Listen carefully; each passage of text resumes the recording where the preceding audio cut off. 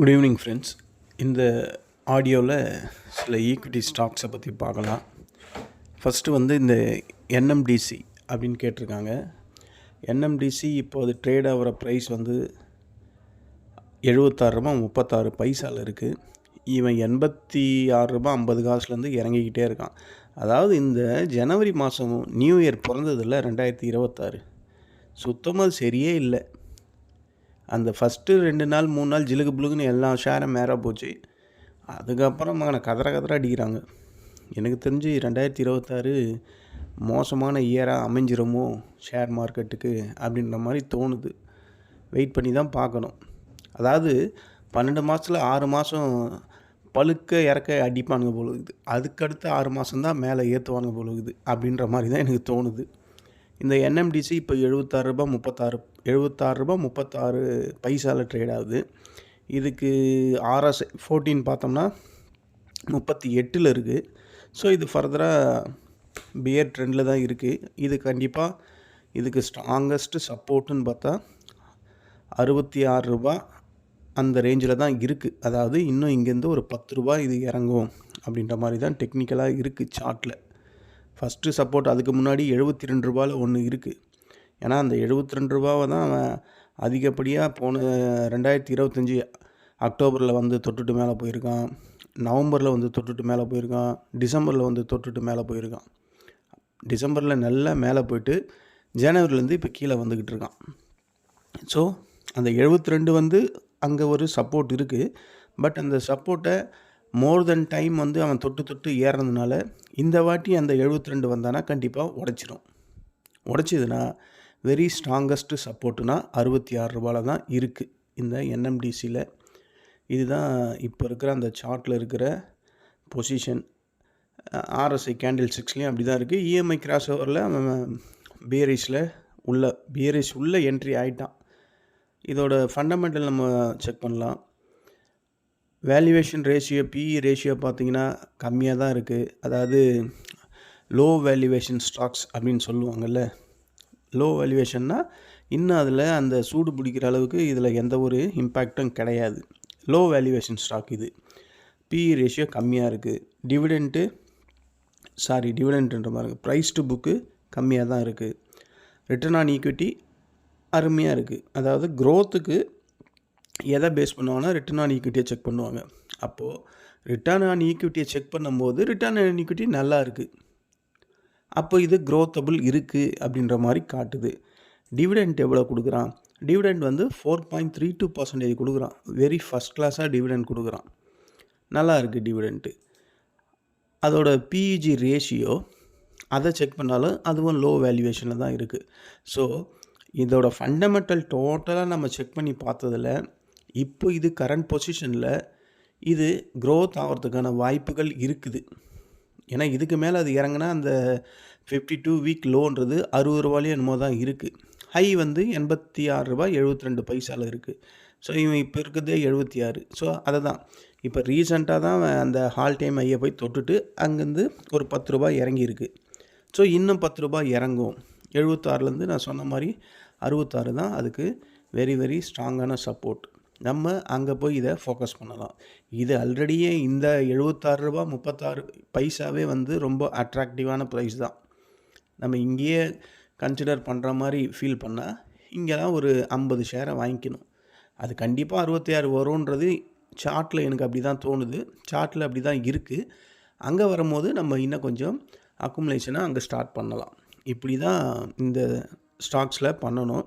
இது ஒரே நாளில் 10 பாயிண்ட் 15 பாயிண்டெல்லாம் இறங்காது. அதே மாதிரி ஏறவும் ஏறாது. அதிகபட்சமாக 2-3 பாயிண்ட்டுக்கு தான் ஆடுவான் ஒரு நாள் ஃபுல்லாகவே. ஸோ இதோட அந்த ஏற்ற இறக்கம் வெலாட்டிலிட்டி ரொம்ப கம்மியாக தான் இருக்கும். அது ஏன்னா இது லோ வேல்யூவேஷன் ஸ்டாக்காக இருக்கிறதுனால பெரிய லெவலில் ஏற்ற இறக்கம் இருக்காது. பட் மைல்டாக ஏறும். இந்த வேல்யூவேஷனில் செக் பண்ணால் இது ஷார்ட் டேர்ம்லாம் செட்டே ஆகாது. வெரி லாங் டேர்முக்கு தான் இதை விடணும். லாங் டேர்ம் எப்படி விடணும்னா நான் சொன்ன மாதிரி அந்த 66 ரூபாலாம் வந்ததுன்னா நல்ல ஒரு 300-400 ஷேரை வாங்கிக்கணும். ஏன்னா இவன் டிவிடெண்ட் ஃபஸ்ட் கிளாஸாக கொடுக்குறான்.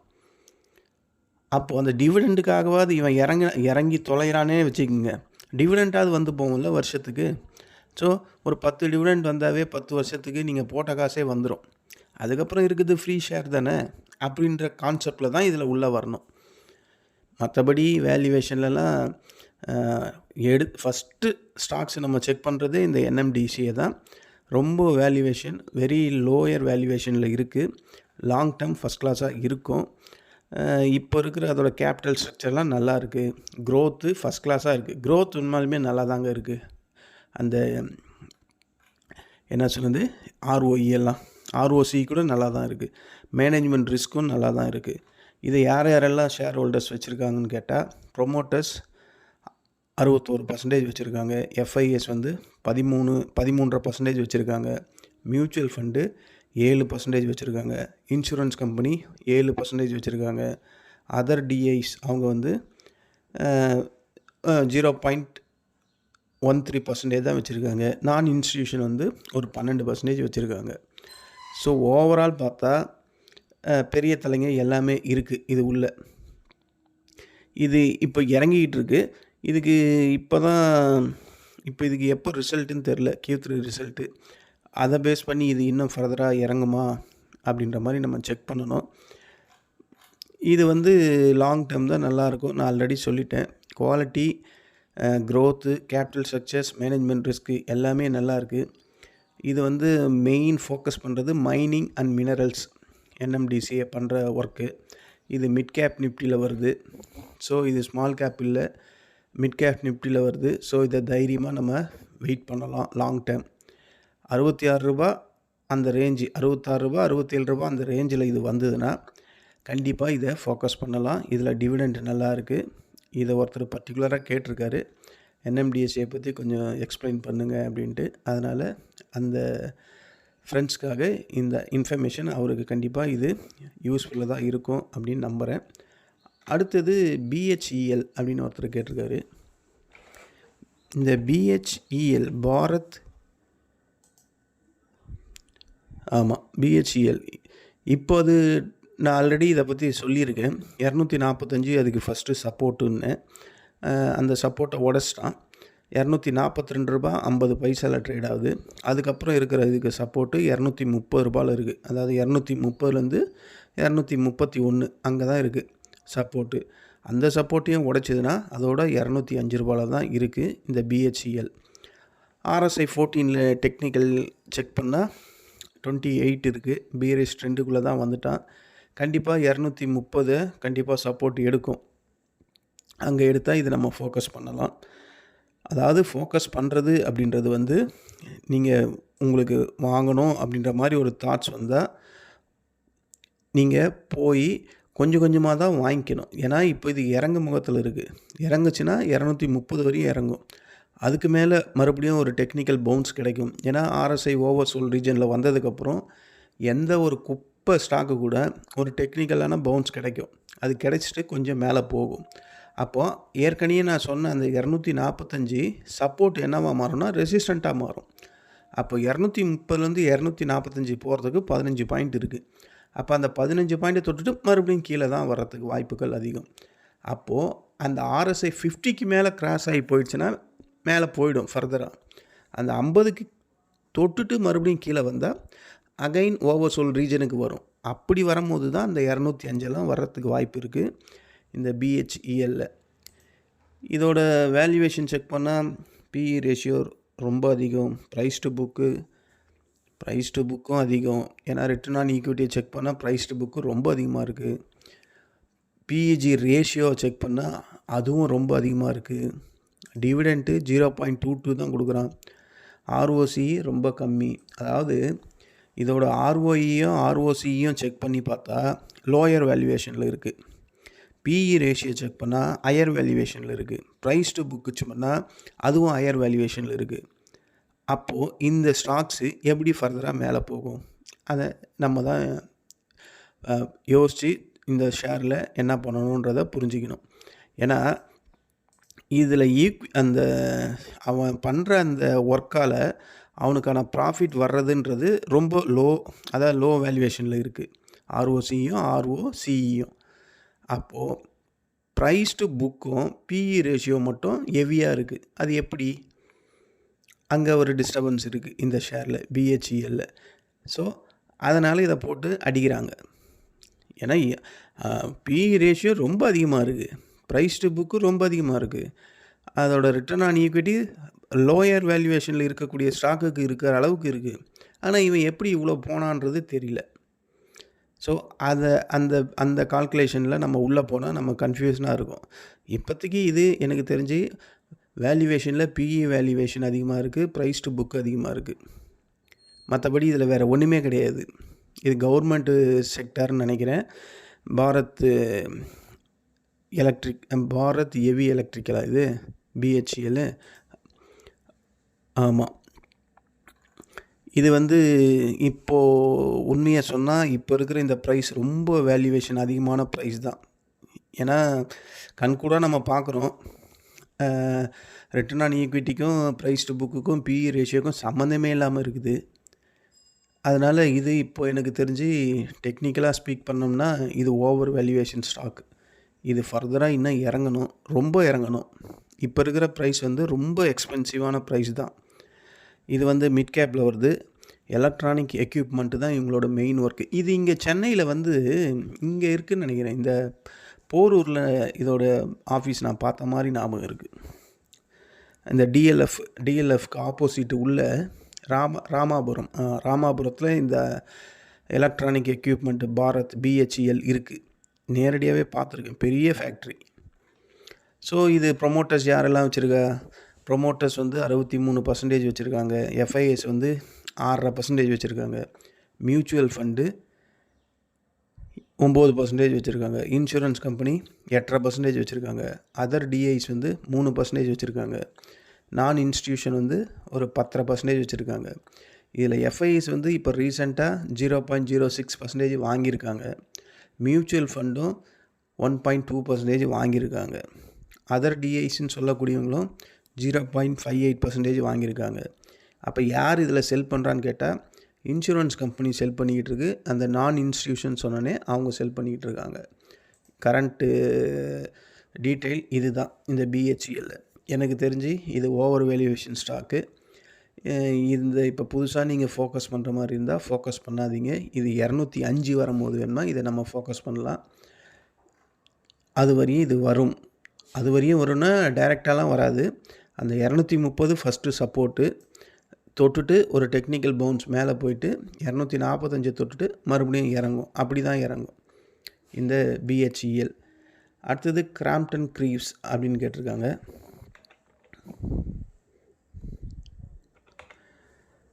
கிராம்ப்டன் க்ரீவ் இது ட்ரேட் ஆகிற ப்ரைஸ் 225 ரூபாயில் இருக்குது. 225 ரூபா. இவன் இறங்கிக்கிட்டே தாங்க இருக்கான். எங்கேருந்து இறங்குறான் தெரியுங்களா? இவன் 484 ரூபாயில் இருந்து போன 2024 செப்டம்பர் மாதத்தில் இருந்து இது ஒரு சைடு படிக்கட்டு, பழனி படிக்கட்டு மாதிரி இறங்கிக்கிட்டே இருக்குது. 484 ரூபாயில் இருந்து இப்போ 225 ரூபா. 1.5 வருஷமாக இறங்கிக்கிட்டே இருக்கான். இந்த ஷேரில் வாங்கி வச்சுருக்கவங்க நிலைமையை பாருங்களேன். ரொம்ப கஷ்டங்க, பாவம். ஏன்னா 2024 எங்கே 2024 ஆகஸ்ட் மாதத்தில் 3ஆம் தேதியில் இருந்து இறங்குறவன் 2026 ஜனவரி 25ஆம் தேதி இன்றைக்கி வரையும் இறங்கிட்டு இருக்கான். ஒரு ஏற்றமும் வரல. ஸோ ரொம்ப கஷ்டம் இந்த ஷேர்லலாம் லாங் டேர்ம் வச்சுருக்கவங்களோட நிலைமை. ஏன்னா இப்போ நம்ம கண்ணுக்கு தெரிஞ்சு இது 2 வருஷம் ஆகிப்போச்சு, 1.5 வருஷத்துக்கு மேலே ஆகிப்போச்சு. இவன் இன்னும் கீழே இறங்குற பொசிஷனில் தான் இருக்கான். சார்ட்டில் பார்த்தா இவன் எது வரையும் இறங்குறதுக்கு வாய்ப்பு இருக்குன்னா 189 வரையும் இறங்குறதுக்கு வாய்ப்பு இருக்குது. பட் 189 உடனே இறங்குமான்னு கேட்டால் இறங்காது. ஏன்னா இப்போ இது ஓவர்சோல் ரீஜனில் இருக்குது. ஓவர்சோல் ரீஜனில் இருந்து எப்போயுமே எந்த ஒரு ஸ்டாக்குக்குமே ஒரு பவுன்ஸ் கிடைக்கும். அது நல்ல எக்ஸ்பீரியன்ஸாக இருக்கவங்களுக்கு தெரியும். உங்களுக்கு நீங்கள் புதுசாக இருந்தால் உங்களுக்கு நான் சொல்கிறது அதுவே ஓவர்சோல் ரீஜனில் இருக்குது. அப்போது அதாவது ஓவர்சோல் ரீஜன்லனா அதை செல் பண்ணிக்கிட்டே இருக்காங்க, அதனால் ஓவர்சோல் ரீஜனில் இருக்குது. அது எப்படி சார் பவுன்ஸ் ஆகும்னு கேட்காதீங்க. அது கண்டிப்பாக ஒரு டெக்னிக்கலாக அது பவுன்ஸ் வர்றதுக்கு தான் வாய்ப்பு அதிகம். அதுக்கு 197 அதுதான் கரெக்டாக தான். அதாவது 190, 189, 190 தான் ஸ்ட்ராங்கான சப்போர்ட். இப்போது நான் சொன்ன மாதிரி அது அந்த ஓவர்சோல்ட் ரீஜனில் எது வரையும் வந்துட்டு திரும்பலான்னு கேட்டால் 210 வரையும் வந்துட்டு ஒரு சின்ன பவுன்ஸ் மாதிரி திரும்பிட்டு மறுபடியும் இந்த 189 வந்து தொடும் அப்படின்ற மாதிரி தான் எனக்கு தோணுது. ஓவர்சோல்ட் ரீஜனில் இருக்குது. இஎம்ஐ கிராஸ் ஓவரில் RSI 14ல் இதோட ஃபண்டமெண்டல் ரேஷியோ செக் பண்ணால் வேல்யூவேஷன் அதிகமாக இருக்கிறது. அதிகமாக இருக்குன்னா ரொம்ப அதிகமாகலாம் இல்லை. அதாவது 100க்கு 90% எடுக்கிறாங்க அவங்க எப்படி, 100க்கு 60% எடுக்கிறாங்க அவங்க எப்படி. இவன் 60%ல் இருக்கான். பிஇ ரேஷியோ 60%ல் அந்த சதவீதத்தில் சொல்கிறேன். பிஇ ரேஷியோ அதாவது கொஞ்சம் அதிகமாக இருக்குது. ப்ரைஸ் டு புக்கு அதுவும் கொஞ்சம் அதிகமாக தான் இருக்குது. ரிட்டர்ன் ஆன் ஈக்விட்டி நல்லா இருக்குது. டிவிடெண்ட்டு 1.33% கொடுக்குறான், அது பரவாயில்ல. ஆர்ஓசியும் நல்லா தான் இருக்குது. இது ஸ்மால் கேப்பில் வருது. இவங்களோட main focus consumer durable and electronics. இந்த ஸ்டாக்ஸு இதோட சார்ட்டை நான் பார்த்ததில் நான் அதை தான் சொன்னேன்ல, 2 வருஷமாக இறங்கிக்கிட்டே இருக்கிறான் அப்படின்னு சொல்லிட்டேன். அப்போ இது லாங் டேர்மில் ஒரு பாட்டத்தை பிடிச்சிடணும். ஷார்ட் டேர்ம்லலாம் இவன் பக்கமே இந்த ஷேரை நம்ம தெரியாமல் வாங்கிட்டோம். ஷார்ட் டேர்ம்லலாம் இது பெரிய ப்ராஃபிட் கொடுக்கும் அப்படின்ற மாதிரி நம்ம நம்பவே கூடாது. இது லாங் டேர்ம் தான். அதுவும் 2 வருஷம் எடுத்துக்குது. இறங்குறதா இருக்கட்டும், ஏறுறதா இருக்கட்டும். இதோட 52 வீக் லோ $223.75 இருக்குது. 52 வீக் ஹை $373 இருக்குது. அதாவது இந்த போன இயர்தை சொல்கிறான். ஆனால் அவன் $480 தான் இறங்கிட்டு இருக்கான். 2024 நான் சொல்கிறேன். ஓகேவா? இது இந்த 189 வரும்போது இதை பார்க்கலாம். அப்போல்லாம் இதை ஃபோக்கஸ் பண்ணால், ஏன்னா இப்போவே ஒரு 1.5 வருஷம் ஆகிப்போச்சு. இன்னும் ஒரு 6 மாதம் இறங்குவான். இவனோட டியூரேஷனே 2 வருஷம் இறங்குறது, 2 வருஷம் ஏறுறது அப்படின்னு இருக்கும்போது இந்த $189 வரும்போது இந்த கிராம்ப்டன் க்ரீவ்ஸ் எல்லாம் வாங்கி விட்டுட்டா இப்போ 2026 2028 அந்த டைமில் பார்த்தோம்னா மறுபடியும் அந்த 400 கிட்ட இருப்பான். ஸோ அந்த மாதிரி தான் இதில் ட்ரேட் பண்ண முடியும். இதுதான் இந்த கிராம்ப்டன் க்ரீவ்ஸில் இருக்கக்கூடிய டெக்னிக்கல் அண்ட் ஃபண்டமெண்டல். அடுத்தது இந்த டேட்டா பேட்டர்ன்ஸ். அதை ஒருத்தர் கண்டினியூஸாக கேட்டுட்ருக்காரு, சார் டேட்டா பேட்டர்ன்ஸு இறங்கிக்கிட்டே இருக்குது சார். நீங்கள் ஆல்ரெடி ஒரு வாட்டி டேட்டா பேட்டர்னை பற்றி சொல்லியிருந்தீங்க. நான் அதுக்கும் முன்னாடியே வாங்கிட்டு இருந்தேன். அது இன்னமும் இறங்கிக்கிட்டு இருக்குது. $3,223 இருந்து அந்த ஸ்டாக்ஸு இறங்கிக்கிட்டே இருக்குது. டீட்டெயில்டாக போட்டிருக்காரு. பாவம் எங்கே வாங்கினாருன்னு போட்டிருக்காரு. 2925 வாங்கியிருக்காரு. 200 ஷேர் வச்சுருக்காராம். பெரிய ஆளுங்க அவர். $2,925 ஒரு ஸ்டாக் ப்ரைஸு. அவர் 200 ஸ்டாக் வச்சுருக்கான்றாரு. அப்போது 2925 மல்டிபிள் 200 ஸ்டாக்ஸ்னால் $5,85,000 ஸ்டாக் வாங்கி வச்சுருக்காரு மனுஷன். அடேங்கப்பா, ஏன் 5 லட்சத்தையும் தூக்கி இவன் பின்னாடி கட்டி விட்டாருன்னு தெரியலையே. இப்போது $2,933 இருந்து $2,182. அடேங்கப்பா, என்னங்க ரொம்ப இறங்கியிருக்கு. 33 மைனஸ் 2,182 781 பாயிண்ட் இறங்கியிருக்குங்க. Multiple 200 share. $1,50,000 காலிங்க அவருக்கு. ஐயோ, $1,50,000 லாஸ். அதுதான் அவர் கண்டினியூஸாக கேட்டுக்கிட்டே இருக்கார். கண்டிப்பாக அவருக்கு இந்த டேட்டா பேட்டர்ஸனை பற்றி நம்ம சொல்லியே தீரணும். மனுஷன் வேதனையோட உச்சத்துலேயே இருப்பார். $1,50,000 ஒரு ஷேர் வாங்கின பாவத்துக்கு மாட்டிக்கிட்டு அவஸ்தைப்பட்டுருக்காரு. அதுவும் அவன் இறங்குறது ரொம்ப லாங்லாம் இல்லை. போன நவம்பர் மாதம் போயிருக்கான். நவம்பர் மாதத்துலேருந்து தான் அவர் வாங்கின ப்ரைஸ் டிசம்பர் மாதம் 5ஆம் தேதி வந்திருக்கு. அந்த ப்ரைஸ் அவர் அங்கே தான் வாங்கியிருக்காரு. அங்கே வாங்கினவருக்கு அதுக்கப்புறம் ஒரு மாதத்துக்குள்ளேயே இவ்வளோ பாயிண்ட் இறங்கிட்டான். இவ்வளோ பாயிண்ட் இறங்கிட்டு இவ்வளோ லாஸில் அவர் இருக்கார். ஆஹா, இதுக்கு எங்கே சப்போர்ட் இருக்குதுன்னு கேட்டால் ரொம்ப பக்கத்துலேயே தாங்க இருக்குது. 2126 இருக்குது. இப்போது 2182 இருக்குது. இன்னும் இங்கேருந்து ஒரு 60 பாயிண்ட்டு இறங்கிறதுக்கான வாய்ப்புகள் இருக்குது. அதையும் கட் பண்ணி உடச்சிட்டானா அதுக்கப்புறம் 1868 தாங்க இருக்குது அடுத்த சப்போர்ட். அவருக்கு கொஞ்சம் கஷ்டமான சூழ்நிலையில் தான் இருக்குது. 2126 அங்கே ஒரு சப்போர்ட் இருக்குது. அங்கே சப்போர்ட் எடுத்துகிட்டு தான் மேலே போயிருக்கு. அந்த சப்போர்ட்டை எடுத்துட்டானா மேலே போயிடும். மேலே போயிடுச்சுன்னா எங்கே அதுக்கு ஃபஸ்ட்டே ஒரு அது ரெசிஸ்டண்ட் இருக்குங்க. 2465 இருக்குது. அவர் எனக்கு தெரிஞ்சு இந்த 2126 வரும்போது கொஞ்சம் அக்குமுலேஷன் பண்ணால் தான் ஓரளவுக்கு. ஆனால் இப்போவே 5.5 லட்ச ரூபாய்க்கிட்ட அதில் மாட்டிகிட்டு இருக்கு. இன்னும் எவ்வளோ தான் அவர் பண்ணுவார் பாவம். அது இன்னும் இறங்குற மாதிரி இருந்தால் 1868 தான் சப்போர்ட் இருக்குது. அது ரொம்ப ஆமாம், அது ரொம்ப ஸ்ட்ராங்கான சப்போர்ட்டு. அந்த சப்போர்ட்டை தான் அவன் 2024 அப்படியே தொட்டு மேலே போயிட்டு அப்படியே மேலேயே இருந்து அப்புறம் இறங்குறான். ஏன் இதை இந்த சாத்துறாங்க? இதோட ஃபண்டமெண்டல் எப்படி இருக்குது? ஃபண்டமெண்டல் தாங்க மாட்டிக்குது. ஃபண்டமெண்டல் செக் பண்ணால் பிஇ ரேஷியோ ஓவர் வேல்யூவேஷனில் இருக்குது. ப்ரைஸ் டு புக்கு ஓவர் வேல்யூவேஷனில் இருக்குது. ரிட்டர்ன் ஆன் ஈக்விட்டியை செக் பண்ணால் ப்ரைஸ் டு புக்குக்கும் ரிட்டர்ன் ஆன் ஈக்விட்டிக்கும் சம்மந்தம் இல்லாமல் இருக்குது. அந்த பிஇஜி ரேஷியோன்னு சொல்லக்கூடியது 2.5 கிட்ட இருக்குது. ஸோ இதனால தாங்க அடிக்கிறாங்க. டிவிடெண்ட் 0.36% தான் கொடுக்குறான். ஆர்ஓசி நல்லா தான் இருக்குது, 24 மேலே இருக்குது. ஆனால் ரிட்டர்ன் ஆன் ஈக்விட்டி கம்மியாக தான் இருக்குது. ஒரு கலவையாக இருக்குது இதோட ஃபண்டமெண்டல். பிஇ ரேஷியோ அதிகம், ப்ரைஸ் டு புக்கு அதிகம். ப்ரைஸ் டு புக்கு சரி ரிட்டர்ன் ஆன் ஈக்விட்டி அதிகமாக இருக்குதுன்னு பார்த்தா அதுவும் இல்லை. ஆனால் ப்ரைஸ் டு புக்கு இவ்வளோ இருக்குது. சரி பிஇஜி ரேஷியோ பார்த்தாலும் அதுவும் அதிகமாக இருக்குது. டிவிடெண்ட்டாவது கொடுக்குறான்னு பார்த்தா அதுவும் இல்லை, வெறும் 0.36% தான். இவன் 52 வீக் லோ 1351 வந்திருக்கான். 52 ஹை 3268.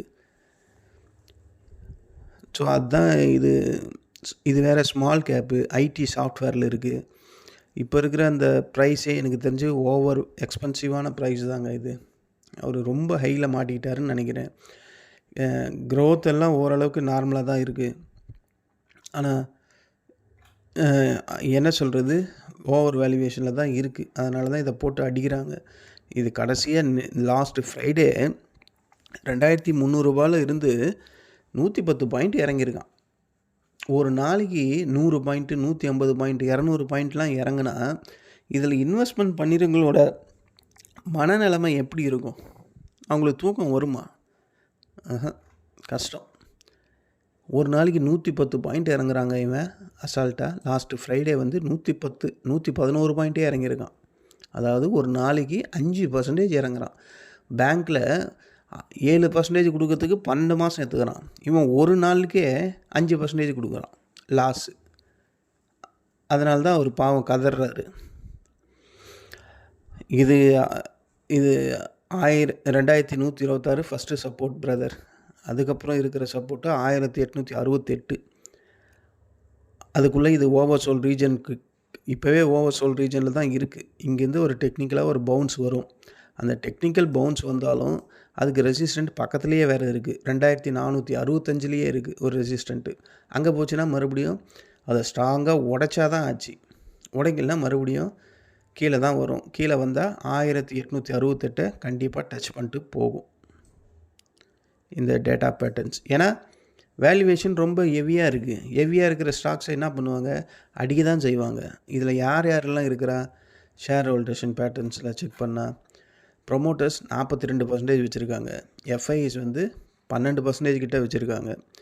மியூச்சுவல் ஃபண்டு 7.5% வச்சுருக்காங்க. இன்சூரன்ஸ் கம்பெனி ஒரு 2.23% வச்சுருக்காங்க. நான் இன்ஸ்டியூஷன் 35.77% வச்சுருக்காங்க. இப்போ செல் பண்ணுறது யாரானா டிஐஸ், அதர் டிஐஸும் நான் இன்ஸ்டியூஷனை தான் செல் பண்ணுது.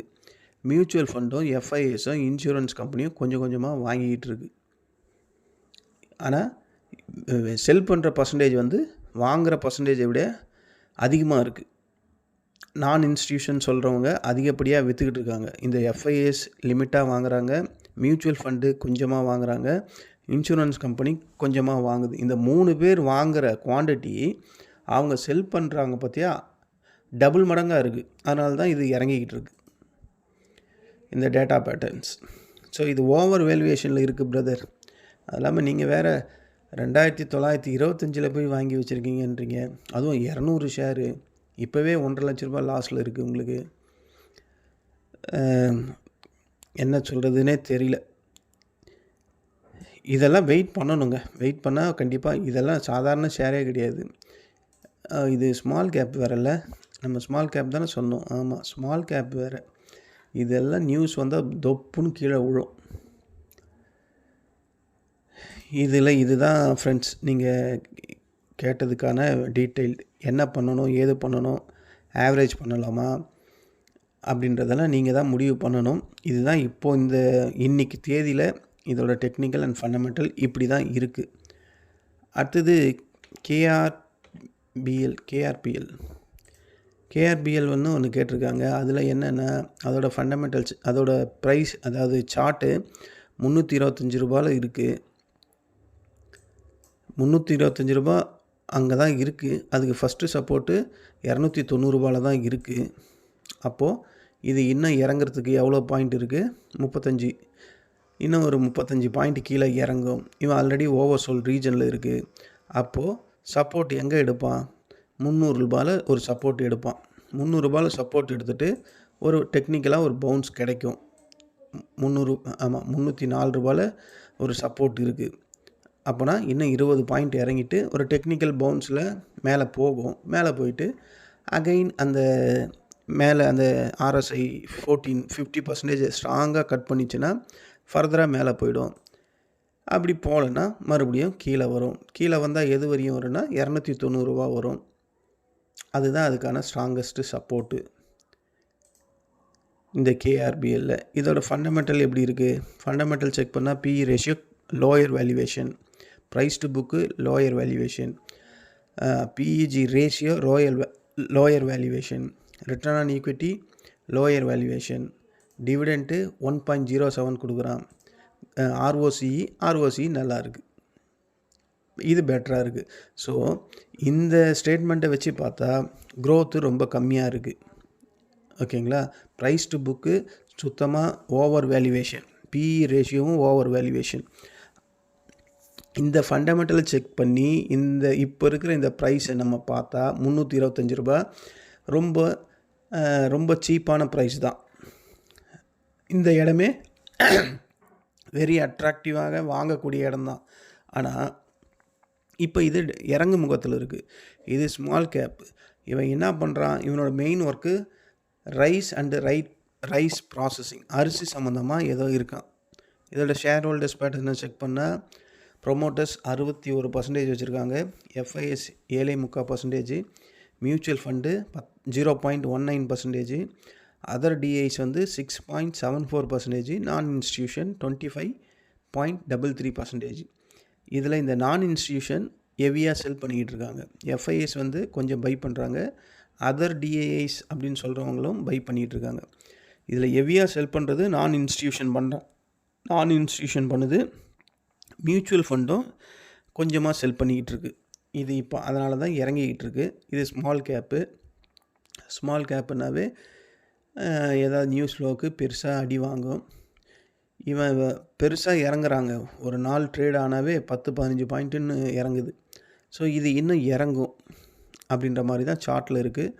305 ஃபஸ்ட்டு சப்போர்ட்டு, அதை தொட்டுட்டு ஒரு பவுன்ஸ் ஆகலாம். அப்படி 305 உடைச்சானா 290 அதுக்கு அடுத்த சப்போர்ட்டு. அதுக்கப்புறம்லாம் கண்டிப்பாக டெக்னிக்கலாக பவுன்ஸ் கிடைக்கும். அந்த டெக்னிக்கல் பவுன்ஸ் கிடைச்சா கூட அதுக்கு ஃபஸ்ட்டு ரெசிஸ்டண்ட்டு 330 இருக்குது. அதாவது நான் சொன்னது சப்போர்ட்டெல்லாம் கீழே வந்ததுக்கப்புறம் அதுக்கு ஸ்ட்ராங்கான ரெசிஸ்டண்ட் எங்கே இருக்குன்னா 324. அதாவது சரி அது வேணாம், ஏன்னா அது இப்போ கீழே இறங்கன்னு தான் நம்ம சொல்கிறோம். இறங்கி முடிட்டோம். அதுக்கப்புறம் அதுக்கு ரெசிஸ்டண்ட் எங்கே இருக்குன்றதை அதுக்கப்புறம் பார்த்துக்கலாம். இதுதான் இப்போ இருக்கிற இந்த கேஆர்பிஎல்ல. இது ஃபண்டமெண்டல் செக் பண்ணால் லோயர் வேல்யூவேஷனில் இருக்குது. அப்போது லோயர் வேல்யூவேஷனாகவே இதை லாங் டேர்ம் தான் விட முடியும். லாங் டேர்ம் எப்போ விடணும்னா ஒரு பாட்டத்தை ஃபிக்ஸ் பண்ணதுக்கப்புறம் அந்த பாட்டத்தில் இருந்து அதை வாங்கி விடணும். ஏன்னா இவன் சார்ட்டை செக் பண்ணால் ஷார்ட் பீரியட்லேயும் சரி லாங் பீரியட்லேயும் சரி அந்த அளவுக்கு பெரிய லெவலில் ஏறின மாதிரியே இல்லை. அதாவது 2025 மார்ச் மாதம் 3ஆம் தேதி ஒரு லோ வந்திருக்கான் 244. அதுக்கப்புறம் 493 ரூபா போயிருக்கான் 1.5 வருஷம் கழிச்சு. ஸோ லாங் டேர்மில் இவனோட ஜேர்னி வந்து லாங் டேர்முக்கு சூப்பராக இருக்குது. ஷார்ட் டேர்மில் 2025 ஆகஸ்ட் மாதத்துலேருந்து இப்போ வரையும் இறங்கிக்கிட்டு தான் இருக்கான். அப்போது இன்னும் ஒரு 6 மாதம் இறங்குற மாதிரி இருந்தால் கூட நம்ம சொன்ன அந்த சப்போர்ட்டெல்லாம் வந்ததுன்னா அகைன் இவன் மேலே போகிறதுக்கான வாய்ப்பு இருக்குது. இது அரிசி சம்மந்தமான பிஸ்னஸ்ன்றதுனால கவர்மெண்ட் தலையீடு கண்டிப்பாக இருக்கும். கவர்மெண்ட் தலையீடு இருந்தாவே அது நாசனமாக போயிடும். அதனால தான் இந்த ஷேரு ஏதோ ஒரு பிரச்சனை இருக்குது இறங்குது. கடைசியாக ஒரு ஈக்விட்டி ஐஇஎக்ஸ்.